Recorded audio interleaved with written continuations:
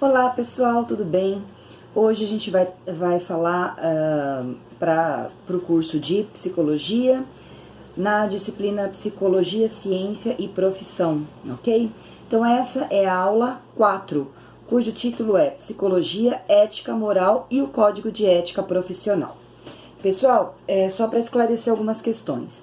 Como a disciplina é uma disciplina bastante extensa, eu não vou ler todos os slides, eu vou comentar aqueles que eu considero mais importantes e quero focar na questão aqui do código de ética profissional, que é uma das partes mais importantes. Tudo bem? O que não quer dizer que vocês não devam ler todo o material, ler todos os slides, se informar, buscar mais informações, tá bom? E se tiverem dúvidas, claro, podem me mandar por e-mail, podem tirar suas dúvidas aqui no canal, da maneira como vocês acharem melhor, tudo bem? Então vamos lá, pegam os slides de vocês para vocês irem me acompanhando, né? Acredito que o representante de sala já deve ter enviado esses slides para vocês, então dá para vocês irem acompanhando. Vamos falar sobre ética, né? Então, quando a gente pensa sobre ética, a gente sempre levanta a questão dos dilemas, né? Todo mundo aqui já deve ter ouvido falar em dilemas éticos. Então, os dilemas éticos, eles são aqueles que envolvem também dilemas de ordem existencial, né? Então, fala sobre liberdade, sobre absoluto, o que é a verdade. Então, o que nos possibilita vivenciá-lo é exatamente a liberdade interna que a gente tem de pensar, de questionar e talvez de responder algumas perguntas filosóficas existenciais como essas que eu falei para vocês aqui. Vamos falar sobre alguns conceitos de ética. Desculpem, pessoal, minha voz tá bem ruim de tanto vídeo que eu tô gravando. Vamos falar um pouquinho então sobre alguns conceitos de ética. Então, a ética é a possibilidade de refletir, de se responsabilizar, muitas vezes de ousar pensar, questionar a si mesmo, questionar ao outro. É uma reflexão sobre os costumes e ações humanas que ocorre dentro de um contexto sociopolítico, econômico e cultural. Falar em ética é falar em liberdade, de normas, leis, de respeito, de responsabilidade, de subjetividade e de opção de arte e cultura. Quando a gente fala sobre todas essas questões, algumas perguntas inevitavelmente vêm à nossa mente, né? E eu queria que a gente pudesse refletir um pouco sobre essas perguntas. Uma delas é possível ensinar ética para uma pessoa? Como aprendemos a ser éticos? E o que seria um comportamento antiético? Então a gente vai enfatizar a primeira e a última pergunta para a gente conseguir pensar um pouquinho se a gente pode realmente ensinar ética para uma pessoa. E aí vocês vão ver que a gente até pode ensinar ética para uma pessoa, mas a gente não costuma utilizar um modelo cognitivo, né, para poder ensinar sobre ética. E a gente já vai falar sobre isso. E a gente vai falar sobre comportamentos antiéticos a partir das questões profissionais da psicologia. Então, o que seria, por exemplo, um comportamento antiético em psicologia? Então, vamos falar primeiro sobre a primeira pergunta, né? Se a gente pode ensinar ética para alguém. Partindo-se do pressuposto de que a ética implica em uma interiorização de normas ao longo da vida, tendo como base as relações afetivas, torna-se muito difícil pensar em ética como algo a ser ensinado cognitivamente. O que fazemos é explorar a importância da relação interpessoal, enquanto um modelo no qual essas condutas éticas se expressam e se consolidam. Isso viabiliza um caminho de reflexão.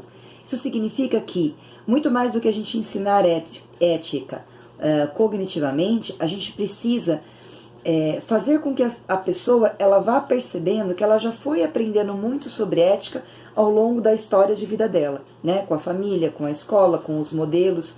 Então ela foi aprendendo todo o conjunto de normas e regras que guiam determinada sociedade, determinados comportamentos que são aceitos ou que não são aceitos dentro de um grupo.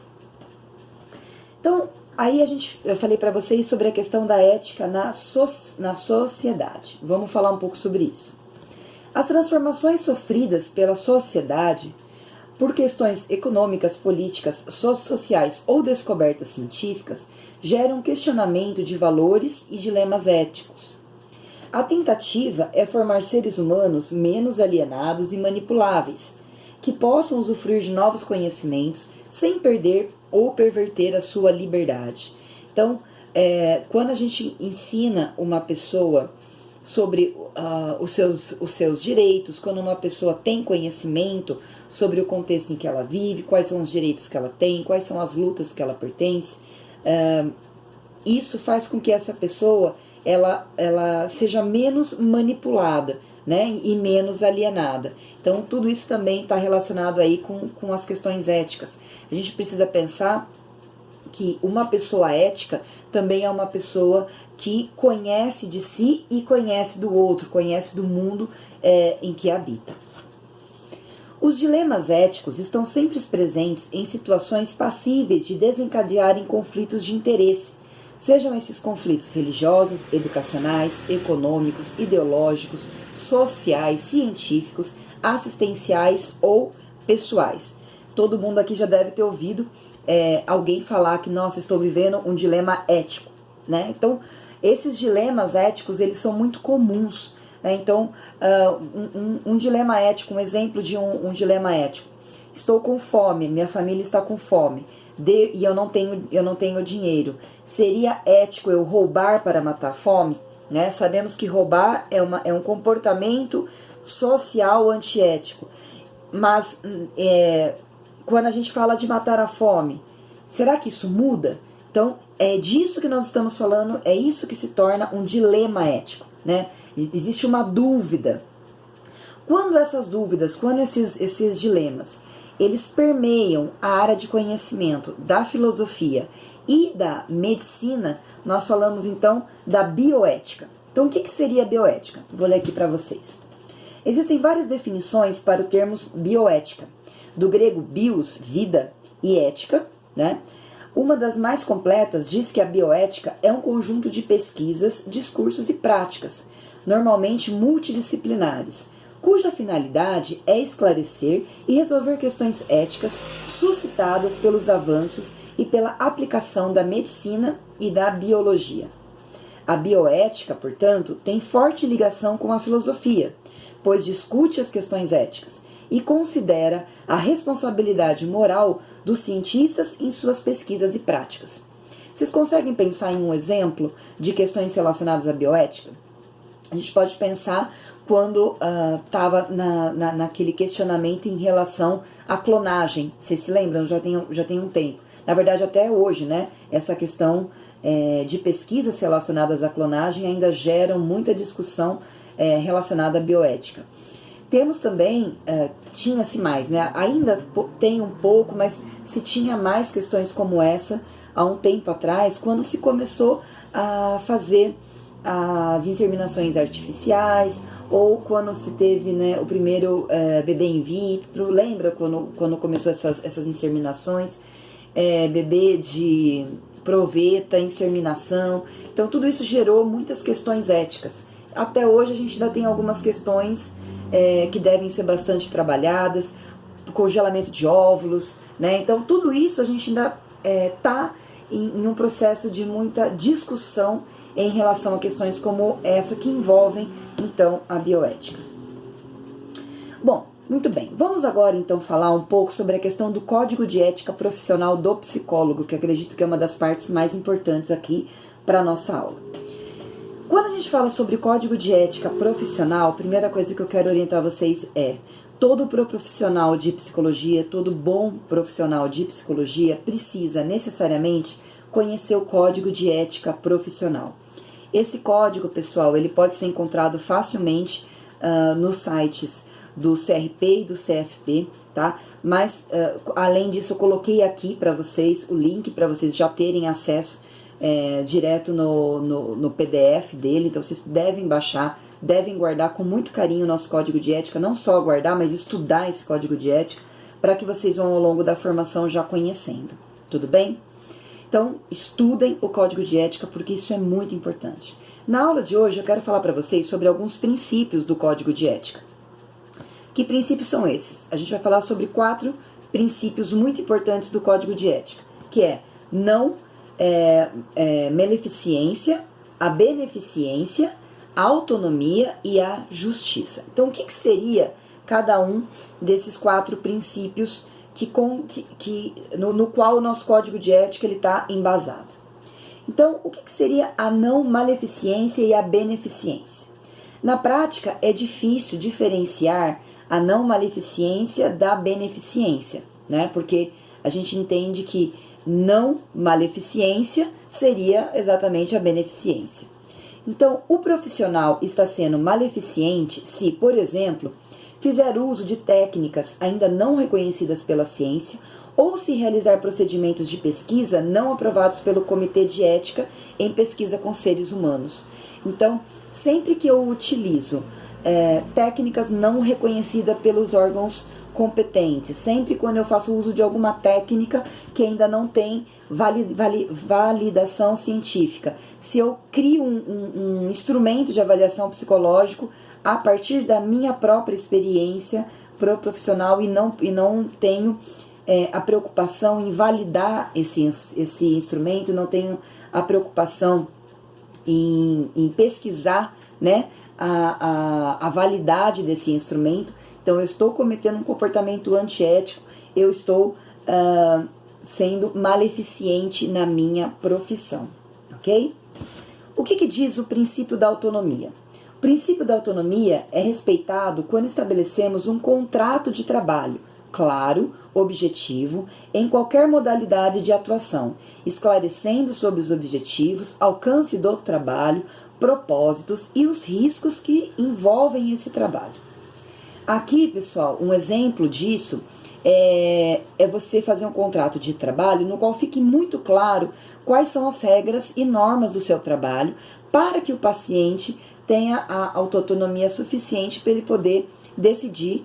Aqui, né, estou falando em especial da psicologia clínica, para ver se ele pode, para ele decidir se ele quer realmente fazer esse trabalho ou não. Então, a gente precisa ser muito claro em relação a horários, em relação a falta, em relação a preços, em relação até onde que o seu trabalho pode ir, né? Então, tudo isso é importante que fique claro no contrato para o paciente, para que a gente não infrinja aí a questão, o princípio da autonomia. Outro princípio muito importante é o princípio da justiça.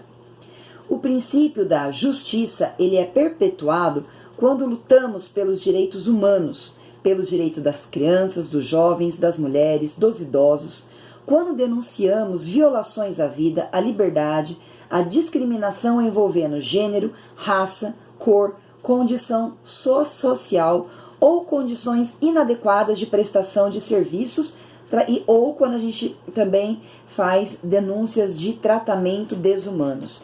Então, o princípio da justiça, ele vai dizer que é obrigação do psicólogo denunciar sempre que ele vê que questões relacionadas a preconceito, discriminação, infração aos direitos humanos ou todos esses outros direitos que a gente mencionou aqui no slide. Então, um psicólogo que presencia situações como essa e não faz a devida denúncia, né, está infringindo aí o princípio da justiça, o que é algo bastante sério. Mas como que a gente consegue, então, enquanto psicólogo, como que a gente consegue atuar com tudo isso? O que é preciso para a gente agir de uma maneira ética? Primeiro, é necessário uma formação acadêmica e pessoal bastante sólidas, né? Isso envolve reconhecer os limites da técnica proposta, da potencialidade da situação, ou seja, o que está acontecendo, reconhecimento dos próprios limites pessoais e profissionais. Até onde você consegue ir, é saber até onde você dá conta, até onde o teu conhecimento proporciona condições de você oferecer um bom trabalho para o seu cliente ou para o seu paciente, tá bom?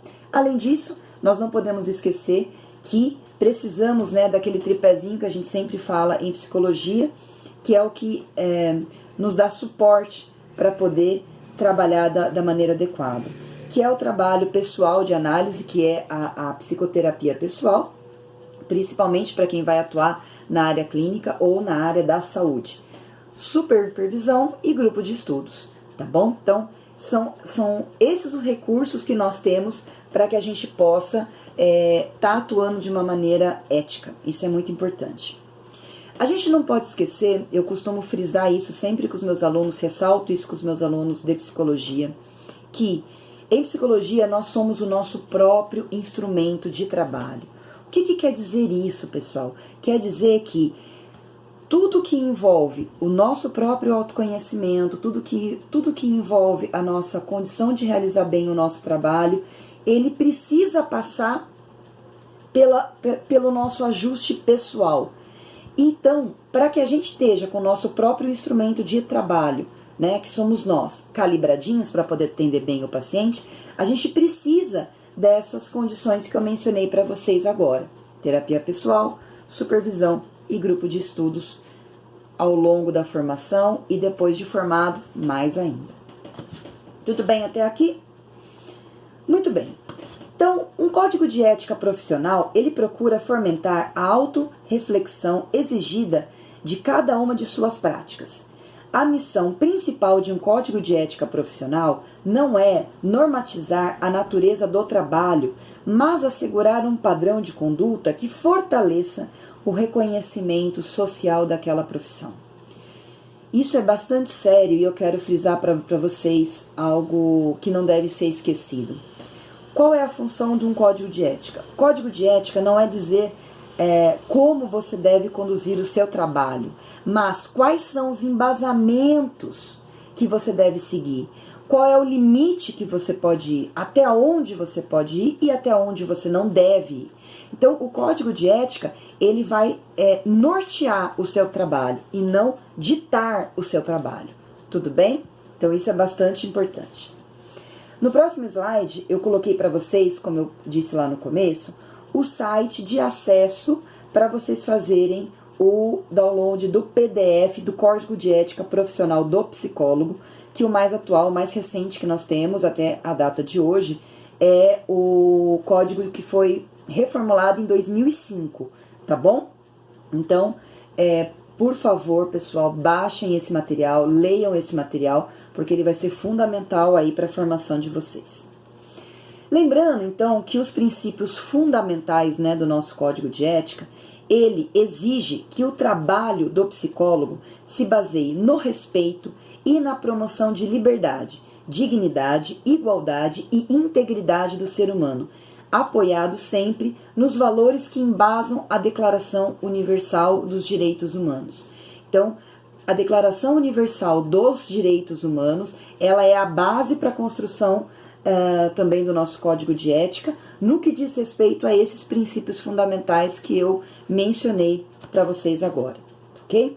Então, trabalhar visando promover a saúde e a qualidade de vida das pessoas e dos grupos. Contribuir para eliminar qualquer forma de negligência, discriminação, exploração, violência, crueldade e opressão. Vejam o quanto é importante para nós psicólogos trabalharmos a partir desses princípios. Vale, pessoal, lembrar e destacar aqui o quê? Que se a gente, por exemplo, está atendendo uma criança, ou de alguma maneira, mesmo que não seja na área clínica, que seja na escola ou qualquer outra situação em que a criança esteja, é importante, desculpa, pessoal, o telefone tocou. É importante, pessoal, frisar que a gente precisa fazer denúncias caso a gente veja que essa criança ela está sofrendo algum tipo de abuso. É muito importante que a gente faça denúncias caso isso aconteça para os devidos conselhos, tá? Conselho tutelar para as crianças, por exemplo. Então, negligenciar isso seria aí uma falta ética bastante grave. Muito bem. Eu vou falar para vocês aqui alguns exemplos, né, para que vocês tenham como exemplo, de denúncias de profissionais que sofreram penalidades pelo nosso conselho de classe por conta de denúncias de comportamento antiético.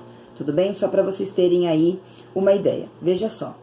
Em 8/1/2008, teve um psicólogo da Bahia que ele ingressou junto ao Conselho Regional de Psicologia de São Paulo com uma denúncia contra um pseudo-profissional que considerava a homossexualidade como resultados de maldades sexistas de vidas passadas. Olha o absurdo. E propõe a cura desta patologia pela regressão. Gente, que absurdo. Então, este profissional, este pseudo-profissional, então ele sofreu penalidades do Código de Ética por infringir essa questão da liberdade de orientação sexual, tá? Então, é muito importante que sempre quando a gente vê casos como esse, que a gente faça denúncias. Vamos ver mais um exemplo. Olha só. A venda de perícias médicas para presos que cumprem pena no estabelecimento penal foi alvo de denúncia do Ministério Público Estadual no mês passado, onde o psicólogo chegou a ser preso em flagrante pelo crime, mas foi liberado para responder o processo fora da cadeia. Ainda de acordo com os autos, o psicólogo agia de forma impositiva e intimidativa, exigindo por meio dos poderes inerentes à função pública de perito criminal vantagens indevidas a ser pagos pelas vítimas. Vejam que coisa, né, feia e antiético, muito vergonhoso para nós. Mais um último caso que eu vou trazer aqui de denúncia para vocês terem como exemplo. No ano de 2007 a 2009, teve um psicólogo que manteve um relacionamento amoroso com uma de suas pacientes e ainda assim continuou ministrando o tratamento junto a ela. O registro profissional dele havia sido cassado pelo CFP em 2009 por violações ao Código de Ética Profissional. Então, quando a gente fala sobre punições, né, que a pessoa pode sofrer, vai desde uma advertência por conta do conselho de classe até a cassação do registro profissional. Vejam como é grave. Todas essas informações, pessoal, vocês vão encontrar lá no Código de Ética, que vocês devem ler e estudar a fundo, tá bom? Eu deixei aqui para vocês uma atividade de pós-aula importante e eu gostaria que vocês fizessem essa atividade, tá? Façam essa atividade no caderno de vocês. Podem fazer virtualmente, não precisa, estamos em época de coronavírus, não precisa fazer isso pessoalmente, pode fazer isso por e-mail. Então escolha um ou dois psicólogos e pergunte para eles, psicólogos que vocês conheçam. Você conhece o Código de Ética? O que você acha dele? E como você utiliza o Código de Ética na sua prática? Tudo bem? Então, façam essa atividade de pós-aula. Depois, assistam os vídeos que eu também coloquei mais vídeo, bastante coisa para vocês sobre esse tema de ética, moral, Código de Ética, que é um assunto muito, muito importante para nós psicólogos. Então, não deixem de assistir aos vídeos, não deixem de fazer a pós-aula e caso tenha dúvida, por favor, me escrevam para que a gente possa esclarecer e vocês possam continuar tendo um semestre bem legal. Tá bom, pessoal? Beijo, saudades de vocês. Espero que esse tempo de quarentena passe logo, né? Que a gente possa se encontrar, porque eu tô, morrendo de saudade de vocês. Beijo, até mais.